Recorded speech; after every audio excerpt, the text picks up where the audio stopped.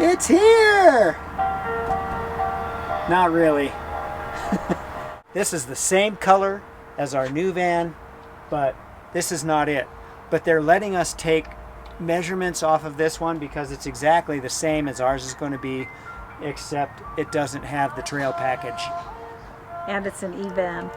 And it is an e-van. Hi, we're Matt and Christina. We love living in our off-grid, self-sustaining home in the mountains of southwest Colorado. Since selling our front-wheel drive van Clarity, we've been waiting impatiently for our new all-wheel drive van and getting some much-needed house projects ticked off our list. We can't wait to apply what we've learned from building Clarity and traveling in her for 3 years to building out one of the first Transit Trail editions to come off the line. Since our van hasn't showed up and we have no idea when it's going to show up, I began thinking about what can I do to actually get something done. There are a lot of cabinets that I can build. I know I've got 60 inches to work with between the bed and the front of the van where the seats need to swivel. And so I'm beginning to build those cabinets. And the one I'm starting with is going to be our refrigerator and toilet cabinet. If I build a cabinet and put it right up against these two right here, that's level and square to the floor, and I can build that cabinet 58 inches tall and just put it in place when we have the van. So building that cabinet right now, it's going to have the refrigerator right on top, so the refrigerator will be, the top of the refrigerator will be at this level. It'll open this way, and then I'll have a drawer there, and then a pull-out toilet. This is 26 inches, which is the perfect height to do a pull-out table for the seat when it's swiveled, and that's going to fit exactly the way I want it to fit in the van. So that's really good news. On the new cabinet I'm building, this is going to have a pull-out table, and these uppers are going to be 18 inches deep.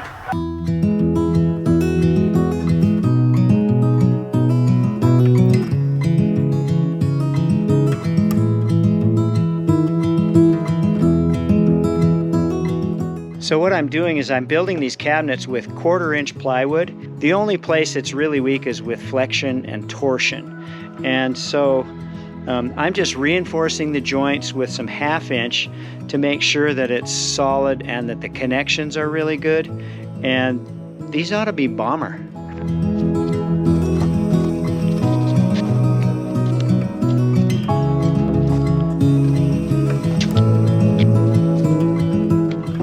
So this cabinet here happens to be our refrigerator and toilet cabinet, and it's going to be right behind the driver's seat. So I got measurements and I figured out what I could do to do that. But what I wanted to show you is how I'm building this. And it was really important to me on this build to expand my horizons and really go for building these cabinets much lighter weight than I did the first time. In Clarity 1, I built those cabinets the way I knew how to build cabinets as a builder in a house. And they were very heavy, and that van was really feeling it going up hills and stuff. It was solid, and it was beautiful, and it was so functional. We loved the layout of that van. But this one, we're trying to take a step up and make it lighter, see if we can improve some gas mileage and just make it easier on the van. So I'm going to show you what I've done. So in this layout, what I did is I'm making all of the cabinets out of 1/4 inch plywood. And so this is 1/4 inch, and what I'm doing is just reinforcing the edges around the outside with 1/2 inch, so making them a little bit thicker, and then gluing it so that I can actually, so that it's really solid. It's like a solid piece of plywood. So if you look at this side, you'll notice that this has actually got 1 inch of reinforcement here plus the 1/4 inch for the outside of the cabinet. And the reason I did that is because our refrigerator is going in here. So this is the side that's going against the driver's seat. And I need to have ventilation around the back and the sides of this refrigerator so that the compressor, when it's running, can stay as cool as possible. So it's just a 12-volt fan, similar to one you would buy to put in a computer cabinet. And I'm just going to mount it on the side here so that it can blow air through the cabinet and out. So I built the height of this cabinet so that it would fit underneath one of the structural members in the van. And then I will fit the uppers up above it once we get it installed in the van and I know exactly how much room I have. So that height dictated how high this cabinet is, and then this height is the height that is needed for the refrigerator. And so this height here is just what's left. And the way it's working out is I have enough room here so that I have the height that I need for the toilet up to about this height, and then I have room for a small drawer in here. So I'll be able to do something like a silverware drawer or cords and things, something like that, but I'm going to utilize that space. The other thing I want to do, which kind of taxed my brain, and the reason that you see a hole here is because it taxed my brain past the point of me not making any mistakes. So I made a mistake here. I'll have to fill that. Once I fill that and sand it and paint it, and same thing on this side, it'll look really sweet. But what I'm trying to do that caused me so much confusion is on this side. This is the side that's going next to the driver's seat. And right at the bottom of this shelf for the refrigerator, I'm going to put a pull-out in. It's just a pull-out table, and it'll come right out and be the perfect height for sitting at the seat for the driver's seat when it's swiveled, and having a table that we can eat and do various things with. I'm going to be building these tabletops and countertops myself out of walnut, and so to see the finished product, you're just going to have to wait till later videos when we get to that point. So the table is going to slide in from this side, on the side of the cabinet. So it needs something as it slides in this way to keep it supported. So I'm putting these two cross pieces in, and what I've done is I've just rabbited out a little square corner there using my oscillating saw, and then I'm just going to glue these in place, and they're just going to sit there. So I'm going to cut this section out.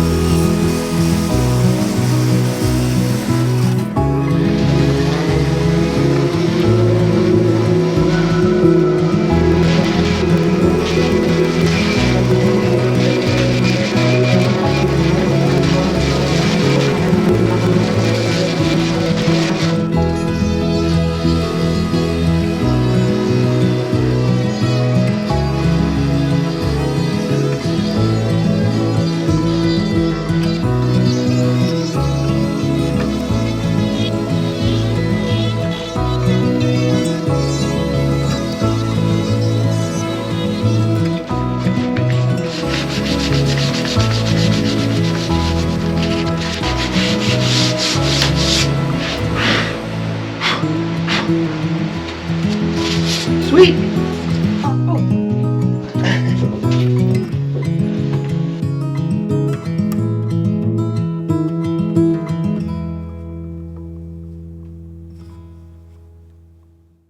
So after dry fitting it, I realized that the holes to screw the refrigerator and anchor it to the cabinet are a little bit farther back than I actually have support for. So I'm going to install these supports right there on either side so that I have something nice and solid to screw that refrigerator to.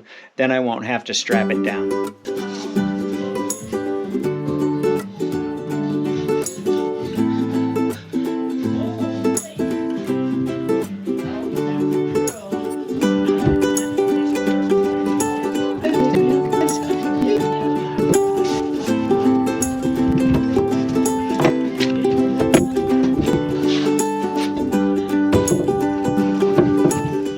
more thing I need to do is I need to put a face across here, because when this slides in and out here, there's nothing to keep it from yawing wonky in there and getting bound up. So I'm just gonna attach a little face on this, and then that table should slide right in. Then the last thing I need to do is just put a little piece under here to hide some of that opening, because that was a little bit too much of a gap once I put the refrigerator and looked at it. It's great to have the airflow, but I can put a 1/2 inch gap above the refrigerator and still have enough airflow to keep that cool with the fan drawing air over it.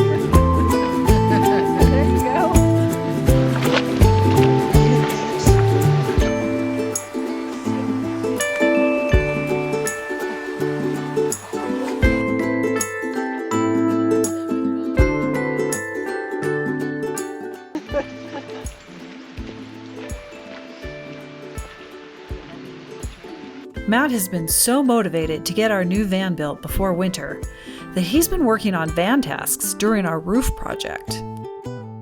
So while the roof is drying, I'm just sanding some of this cedar planking that I'm going to put on the ceiling of the van. Some of these pieces are so gorgeous. You got to look at this one. Just such beautiful grain. That's going to look really nice when it's clear coated. This planking that I'm using for the ceiling in the transit is Pacific Knotty cedar planking that we got from Home Depot. It's only 1/4 inch thick. It's tongue and groove. It's good that it's tongue and groove because it'll lock together on the ceiling, and that it's only 1/4 inch will make it really easy to match the curvature of the roof of the van, because the transit has quite a bit of curvature. I'm sanding this cedar with 150 grit and just hand sanding it, going over it lightly. All I want to do is smooth out any like sap bubbles or rough parts on there from when they planed it. Just getting it ready for clear coat. The clear coat I'm going to use is water-based clear sealer called Acrylac. It goes on very thin, so it requires a few thin coats. But I've tested it out on this and it looks really nice. So rather than oiling it first and then putting clear coat on it, I'm just going to put the clear coat directly onto it. Another good reason to use cedar is that it's very rot resistant, and so if for some reason I got a leak in the ceiling or something, it should hold up pretty well. And also, cedar is very lightweight. You wait and see, it's going to look sweet. A huge shout out and thank you to our first 2 patrons, Debbie and Alex. Thanks for watching our van build video, even though we don't have our van yet. And continue to keep your fingers crossed that it will arrive soon. And we'll see you in the next one.